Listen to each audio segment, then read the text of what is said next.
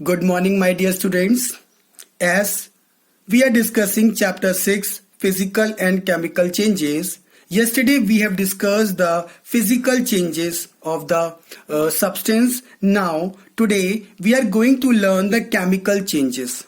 So, in the physical changes we have discussed, no new substance are formed, no change in the chemical composition at all. But in chemical changes, let us understand what is it. In this, a substance undergoes changes that are generally irreversible. इसमें क्या होता है बेटा, कोई भी अगर आप substance है उसमें कोई भी अगर चेंज आता है, ठीक है, तो वो चेंज जो है आपका इरिवर्सिबल है, उसको आप दोबारा रिवर्स नहीं कर सकते। जैसे कि आपने देखा था कि वाटर बर्फ में कन्वर्ट हो गया था, फिर बाद में जो बर्फ थी वो फिर से वाटर में कन्वर्ट हो गई थी। बट इन केमिकल चेंजेस में ऐसा नहीं होता है। कोई भी किसी भी सब्सटेंस से अगर न्यू सब्सटेंस बन गया है तो वो दोबारा उस फॉर्म में नहीं आ पाएगा। Secondly, new substance is formed with new chemical and physical properties. In this chemical change अगर रिएक्शन होती है तो बेटा जो भी नया सब्सटेंस बनेगा उसमें नया केमिकल और फिजिकल प्रॉपर्टीज होंगी उसकी, कोई भी पुरानी उसकी प्रॉपर्टी नहीं होगी। For example, when two metals are liquefied and are mixed together, the resulting mixture is called an alloy. अगर हम कोई दो मेटल्स लेते हैं उसको हम आपस में मिक्स करेंगे with the help of liquefaction process, तो रिजल्टिंग जो मिक्सचर बनेगा वो आपके मेटल्स नहीं होंगे, वो मेटल्स के अलॉय होंगे।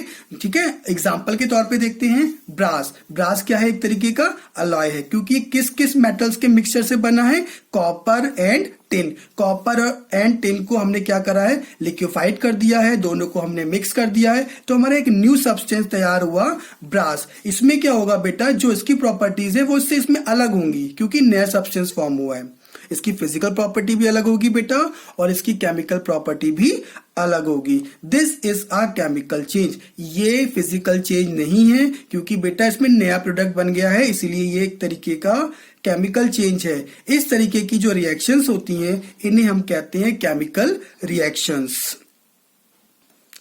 Let us take the another example. If we leave an iron nail in a place full of moisture, we see brown colored rust on it. आप क्या करिएगा, एक आयरन की नेल लीजिए जिसे हम कील बोलते हैं, इसको आप खुले में छोड़ दो, आप इसको बाहर फ्री में छोड़ दो ताकि उसमें मॉइस्चर उसको ऊपर अटैक कर सके।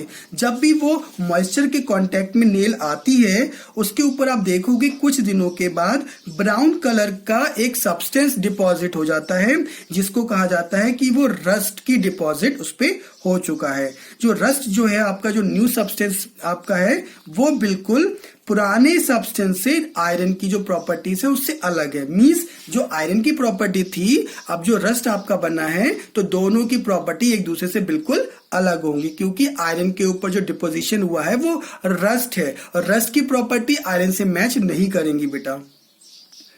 इन the previous example we are having the iron nail और जो उसके ऊपर जो रस्टिंग हुई थी तो वो रस्ट थी। अब हम देखते हैं कि दोनों का मैग्नेट की प्रॉपर्टी किस तरीके से मैच करती है। तो देखते हैं, iron gets attracted to the magnet. अगर आयरन नेल है, अगर उसमें रस्टिंग नहीं हुई है तो आयरन नेल आपकी मैग्नेट्स के तरफ अट्रैक्ट हो जाएगी।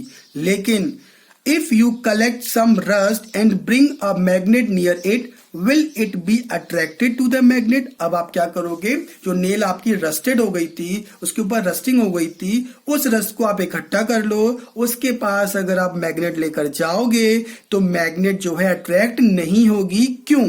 No, because there was a chemical change in the iron.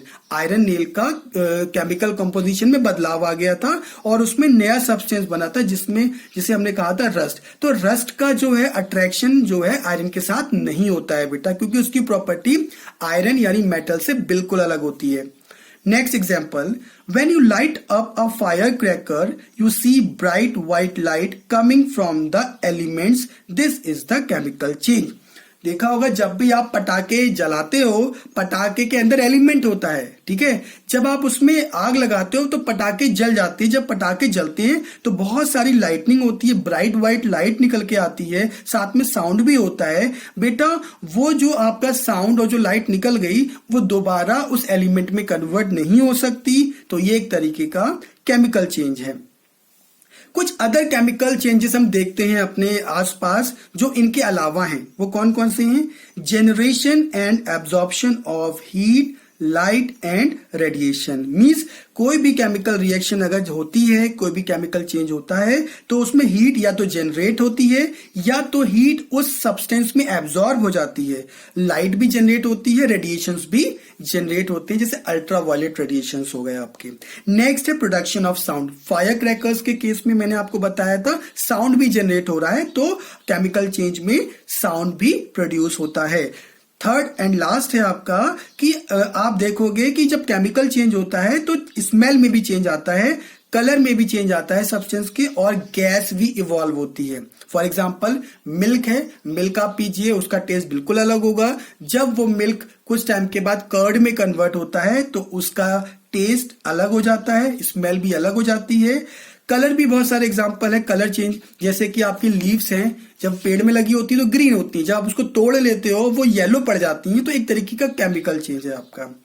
Gas का इवोल्यूशन होता है, पटाखे जब आपके जलाते हो तो बहुत सारी गैसेस निकलती हैं, these gases are very harmful for the environment. So students, कैसा लगा आज का टॉपिक प्लीज बताइएगा। Okay, thank you for today.